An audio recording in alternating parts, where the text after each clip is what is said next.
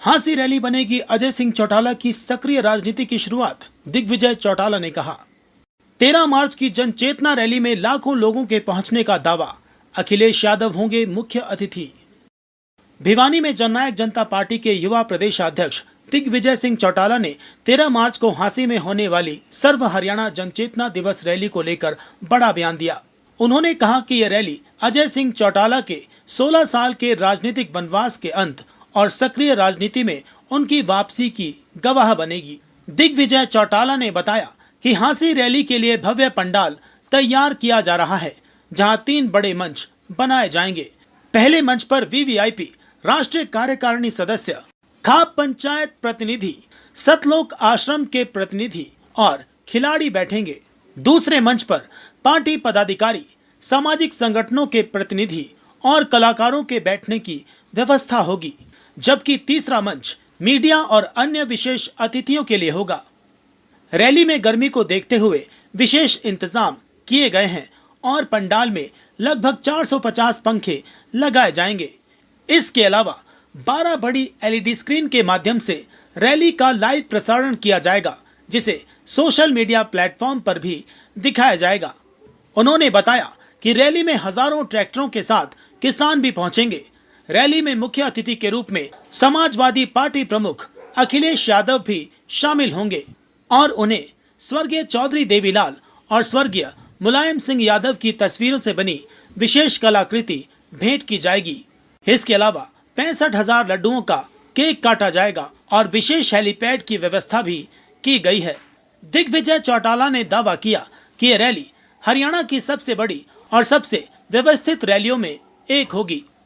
दिग्विजय चौटाला के अनुसार 13 मार्च की हांसी रैली सिर्फ एक राजनीतिक कार्यक्रम नहीं, बल्कि हरियाणा की राजनीति में नए बदलाव की शुरुआत साबित होगी। क्लिक इंडिया न्यूज के लिए अभय ग्रेवाल की रिपोर्ट।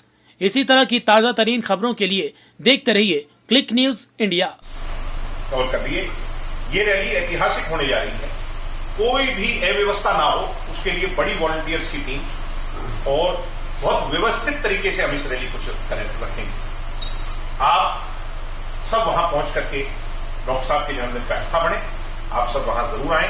मैं आपको फिर से उन्हें निमंत्रण देता हूं और अगले जो शेष 1.5 दिन 2 दिन बचे हैं, उसमें कार्यकर्ता जी तोड़ मेहनत से, और मुझे लगता है कि जहां हम बैठे भिवानी, ये जिला अध्यक्ष और सब लोग यहां पर मौजूद हैं, इनकी मैं उपस्थिति में कह सकता हूं कि भिवानी इस पर रिकॉर्ड तोड़ने वाला है।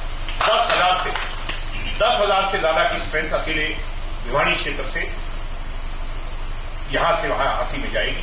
ऐसे पूरे हरियाणा में एक अलग सा जुनून बन गया और मुझे अचंभा हो रहा है, बल्कि खुशी हो रही है कि नॉन पॉलिटिकल लोग या वो लोग जो कभी किसी समय पर जो है ना राजनीति के माध्यम से इस संगठन से जुड़े अब नहीं है पॉलिटिक्स में, वो लोग भी एक अलग उत्साहवर्धन क्रिएट हो गया डॉक्टर साहब के जन्मदिन को मनाने के लिए।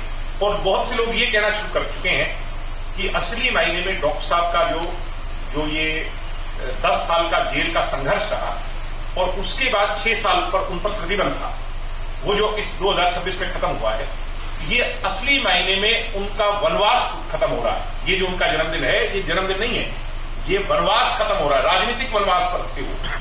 और राजनीतिक वनवास डॉक्टर साहब का खत्म होगा और उसका जश्न मनाने के लिए लाखों लोग हरियाणा प्रदेश के वहां पर पहुंचेंगे। कितनी कुर्सियां दिग्विजय जी कल डिसाइड कर पाएंगे। कल मैं वहां पर प्रेस कॉन्फ्रेंस करूंगा और उसमें मीडिया के सामने वो मुजाहरा पेश करेंगे कि कितनी कुर्सियों की व्यवस्था और क्या इंटरनल और व्यवस्था की गई। कम लिमिट को भी हम पूरा करें, क्योंकि हमारे पास जो रिपोर्ट्स आ रही हैं उसके मुताबिक ये रैली सारे रिकॉर्ड तोड़ देगी।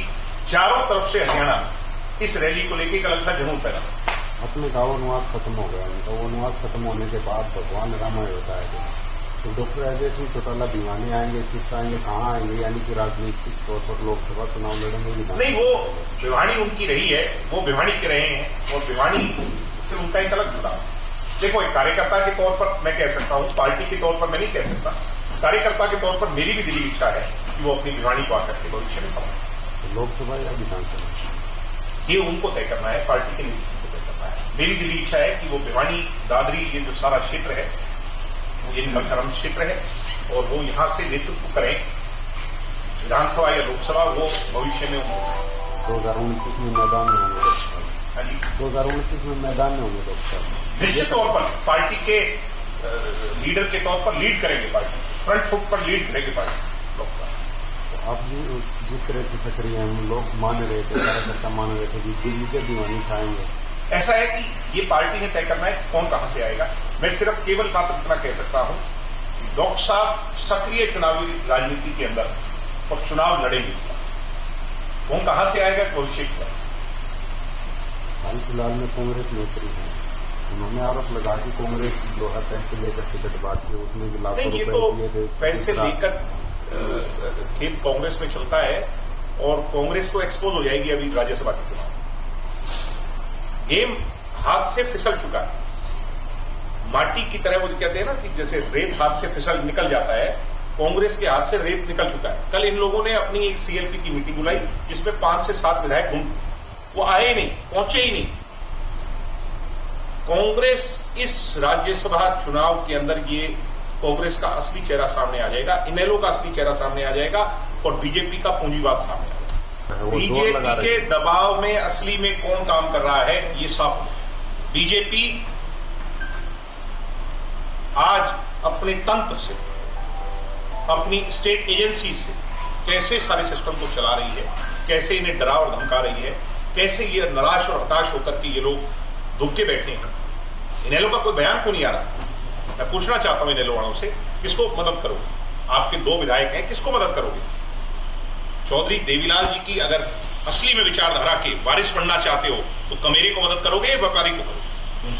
जो सरकार को एस्मा लगाना पड़ा है और जो गैस की किल्लत नहीं है। हमें चिंता, अगर ये यूं ही चलता रहा तो आने वाले समय में पेट्रोलियम उत्पादक जो भी हों उन सभी की किल्लत हो जाएगी, जिससे कि बहुत बड़ी जो है चिंता का विषय है ये देश के लिए, देश की सरकार है। सर इसमें दीपेंद्र हुड्डा ने कहा, दीपेंद्र हुड्डा दरअसल सच्चाई ये है कि वो कल मैंने उनका हाल देखा,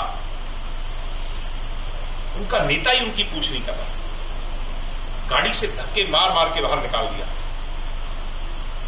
जो अरे यार आपकी सेल्फ रिस्पेक्ट, इंटीग्रिटी कहां चले गई। आप जो भूपेंद्र हुड्डा के बेटे हो, आपके दादा जो है वो कॉन्स्टिट्यूशन उसमें रहे हैं, सभा में रहे हैं, आप लोग सड़कों पे ये जो है ना पुलिस वालों की कोड़ियां खाते हैं अपने ही नेता के सामने, और वो नेता आपकी परवाह भी नहीं करता, गाड़ी का शीशा बंद करके चला जाता है।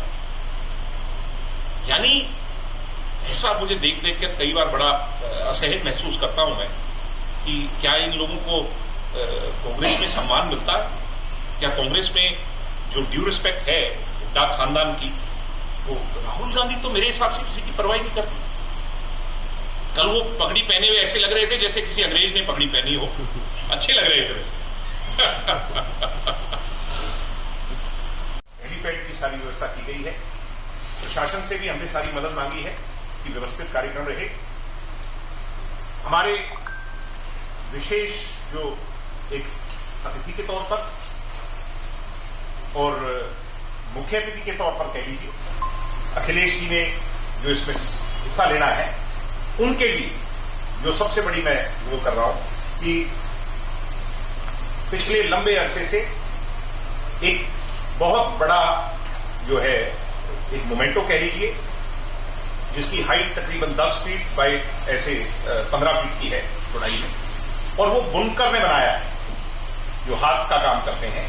पिछले लगातार 1.5 महीने से उसका काम चल रहा है, जिसमें बड़े चॉइस ऑफ देवीलाल जी की और आदरणीय नेताजी मुलायम सिंह जी की बुनकरों ने मिलकर के उत्तर प्रदेश से एक बहुत खूबसूरत तस्वीर, जिसको आज के जमाने में सरोस्की वर्क कह देते हैं, उससे बनाई है।